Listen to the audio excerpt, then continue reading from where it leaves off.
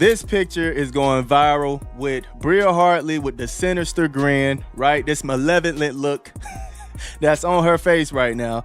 Clearly smiling after injuring Sophie Cunningham, man. Sophie Cunningham was recently removed from the game by Hartley after what appeared to be a severe leg collision. Then she was captured on camera grinning as Cunningham hobbled away in obvious agony. Was this a mishap or something more serious? Why did the referees allow it to continue after a player was injured in yet another risky play? Fans and even Cunningham's family criticized the refereeing and demanded accountability. Cunningham, Sophie. Sophie Cunningham, let's be clear here. Sophie Cunningham was targeted. Let's be very, very clear here. But Sophie Cunningham was flat out targeted by a dirty, dirty player. Online indignation is being fueled by Hartley's lengthy history of hair pulling, dragging opponents to the ground, and careless altercations. Discipline is now being demanded by fans and commentators, who are calling for an investigation and maybe a punishment. All of this prepared them for the time when Cunningham collapsed and the fever season appeared in front of them, which was the turning point in their lives. Is Hartley worthy of being suspended? In what ways should the WNBA safeguard its players? Please share your thoughts in the comments section below. Come on, is a play that just took place. It appears as though Hartley simply kind of collapses and collides with her lower leg as she tries to scoot over there. You saw her grip right away. Locker room.it, and she fell heavily, obviously in a lot of pain. Before Sophie Cunningham collapsed to the ground, fans assumed it was just another ordinary possession. In the second quarter, Bria Hartley had pushed through traffic and driven hard toward the basket when her momentum went directly into Cunningham's right leg. Was it really an accident, though? Cunningham sank to the ground after instantly reaching for her knee. Unable to get up by herself, she flinched in agony, attempted to get up, and then fell again. As she leaned on their shoulders, still holding onto her knee, trainers hurried out to assist her from the court. She was sent to the locker room and disqualified from the remainder of the game shortly after. Oh, and Cunningham is down. My goodness.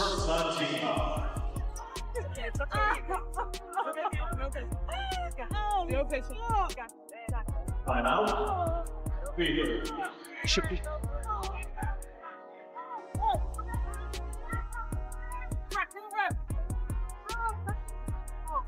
Scary moment as we went to commercial. Sophie Cunningham hit the floor hard, and she is being helped off the floor, heading back to the locker room. The responses of those who witnessed it firsthand spoke for themselves. Later on, Stephanie White, the head coach of the Fever, acknowledged that her initial reaction upon witnessing Cunningham's fall was, "Holy shit." It was a kind of astonished reaction that only occurs when a player's body is obviously not moving as it should.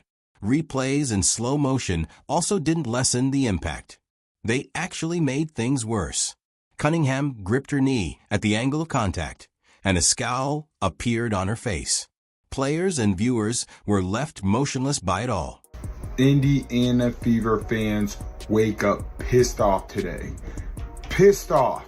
Not only are we getting assaulted, but they're smiling about it. This is the sixth time they've smiled, laughed, and cheered on our Indiana Fever players getting assaulted, getting injured. And it pisses me off. The game went on uninterrupted by the officials, who never even looked over the play. That choice soon turned into a topic of contention in and of itself. Supporters criticized the officials for what they perceived to be their ignorance. Comments on social media accused the league of not protecting its athletes.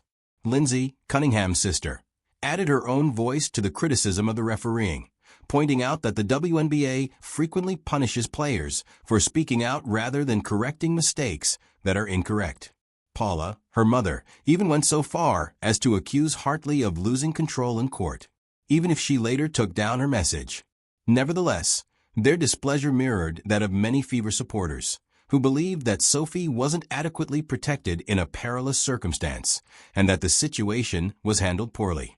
Bria Hartley deserves zero benefit of the doubt. And Sophie Cunningham's family not too happy. I believe this wasn't simply another injury for Indiana. It was a season-ending setback, already full with failures. Arie McDonald and Sydney Cusson had already been ruled out for the season, and Caitlin Clark was sidelined with a groin injury.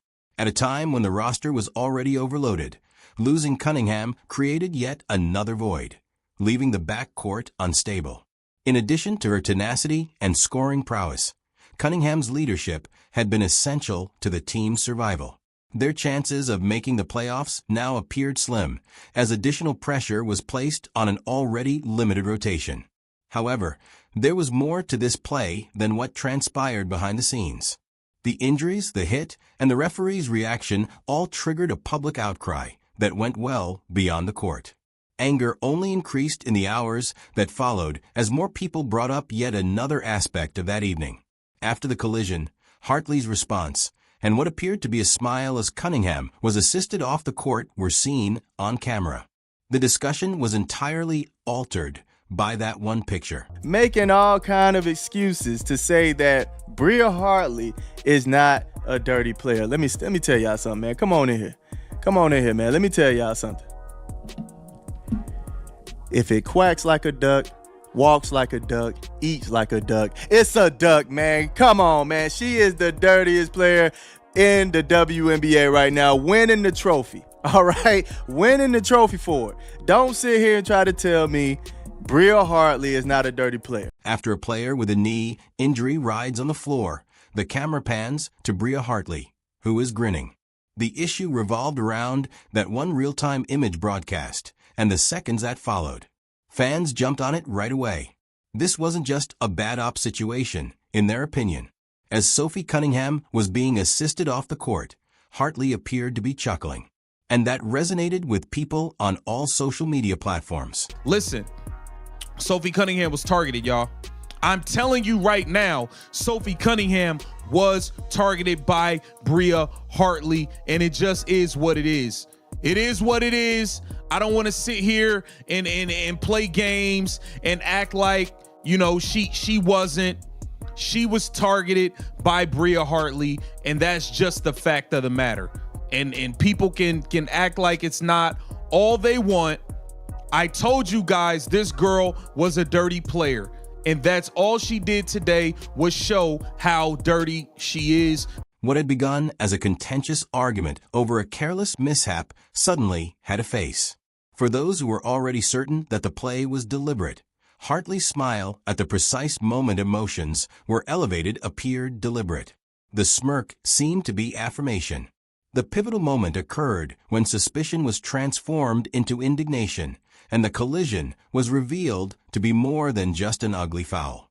It served as a turning point in the story about accountability. Now look, you can tell Bria Hartley, in my opinion, she launched herself into her knee. She did. And I've seen some of the reaction online, and guys, it's despicable. It really is. There's a lot of people celebrating this injury. And guess what? You can imagine who it is. It's members of the old WNBA fandom, the ones that root for Paige Beckers and Angel Reese and Asia Wilson and all the usual damn suspects. That clip hurt considerably more because of Hartley's background. If this were another player with a spotless record, perhaps the response would be less harsh. It could be attributed to a misinterpreted frame, adrenaline, or impatience. Fans unearthed the baggage that already exists in Hartley's highlight reel. She sparked outrage on both benches earlier this year when she was seen on camera tugging Angel Reese's hair during a rebound.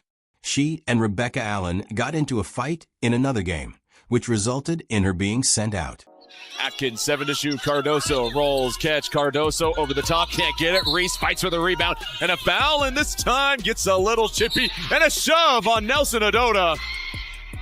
And listen, this arena, typically we'll see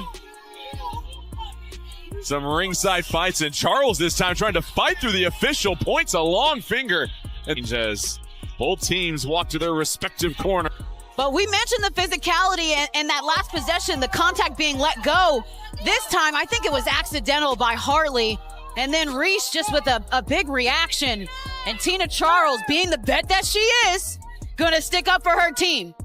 If you know anything about Angel Reese, she is going to go hard. She's tough. She cares about making a stand for her team. And I love the reaction from Tina Charles. As a vet, you want to see your vet. She has also gotten into arguments with Skylar Diggins, and other people have also reported fights that have been known as a pattern. While none of these incidents by themselves define a career, when combined, they produce an impression that is challenging to refute. And again, the big steal by NECA, and they're rolling. Diggins has it, and the frustration foul by... So when clips of her laughing after Cunningham's injury resurfaced, people didn't see it as an isolated incident. They lined it up with those earlier confrontations and painted a bigger picture. Hartley as a repeat offender, someone who crosses a line too often. Hartley has developed a reputation among fans and some writers as a dirty player. Outlets began weighing in, connecting the dots between her past and the Cunningham collision, suggesting the league may have to respond with a suspension. Analysts described the smirk as the moment that crystallized a narrative already in motion. Others pointed out that her previous incidents had gone mostly unpunished, supporting the notion that she could act carelessly without worrying about the repercussions. The grin struck a deep chord with many viewers because of that seeming lack of responsibility.